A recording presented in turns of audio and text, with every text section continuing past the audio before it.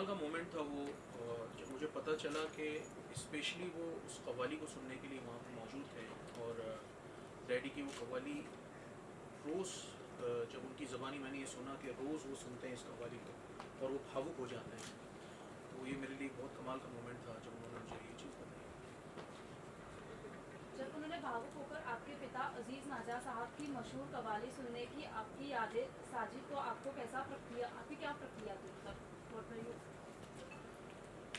थोड़ा सा emotional moment था जब मैं उस कव्वाली को पढ़ रहा था। उस दौरान वो खुद भी बहुत भावुक हो गए, जैसे कि जब बाद में मैंने वीडियो में देखा कि बहुत भावुक हो गए थे वो, और ये बोलते हुए भी वो बहुत इमोशनल थे। उन्होंने मुझसे कहा कि आपकी डैडी की इस कव्वाली को मैं रोज़ सुनता हूँ और आपके पिताजी को भी याद करता हूँ, अजीज़ नाज़ा साहब को, और मैं जब भी इस कव्वाली को सुनता हूँ तो मैं भावुक होता हूँ। और ये सच बात है कि ये कव्वाली जो भी सुनता है, क्योंकि ये हर हर हर किसी से ये कव्वाली जुड़ी हुई है, तो जो भी सुनता है तो वो ये चीज़ महसूस करता है, अपने आप को ज़मीन से जुड़ा हुआ महसूस करता है। What emotions filled you when you performed चढ़ता सूरज धीरे धीरे, a piece so deeply connected to your father's legacy? जाहिर बात है कि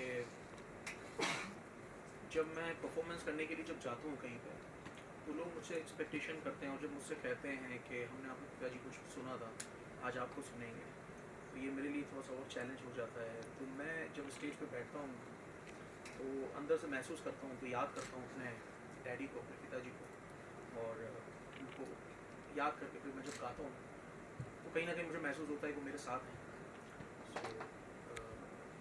सो वो लोगों से और जुड़ने के लिए मुझे मदद करती है ये चीज़, और मैं और अच्छे से कनेक्ट कर पाता हूँ उनके साथ। अहमदाबाद में दर्शकों की ऊर्जा और प्रक्रिया आपको प्रस्तुत के दौरान कैसी रही? वहाँ पे उस वक्त सारे स्कॉलर्स बैठे हुए थे और इंडिया के तमाम अलग अलग कोने से लोग आए हुए थे, और बहुत ही शालीनता से उन्होंने पूरा परफॉर्मेंस सुना, बहुत ही डिसेंसी से, और बहुत ही कमाल का रिस्पांस था।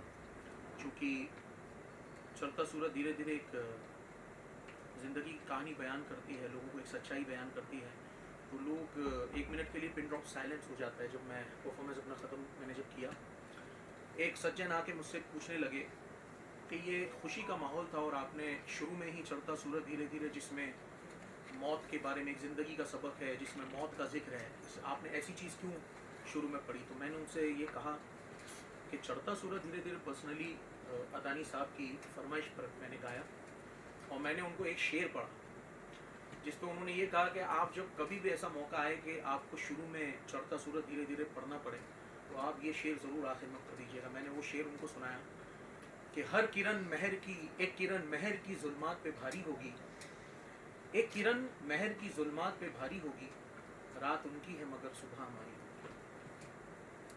What message, sir, would you like to give young musicians, especially admirers of the Naza tradition, to take from your journey? Hard work, patience, hard work बहुत ज़रूरी है। जो काम आप कर रहे हैं, जिस रास्ते को आपने पकड़ा है, उसमें बेसिक्स आपको आने चाहिए, आपको सीखना चाहिए, ज़्यादा से ज़्यादा सीखना चाहिए, और हार्ड वर्क करना चाहिए, वक्त की कदर करनी चाहिए। ये बोलना चाहूँगा जितने ने हमारे म्यूजिशियंस हैं, नए जनरेशन। आप अपनी कव्वाली के 2 लाइन्स क्या हमारे ऑडियंस को बताएं? मैं चढ़ता सूरज की आपको 2 लाइन सुना। हुए नामवर बेनिशान कैसे कैसे,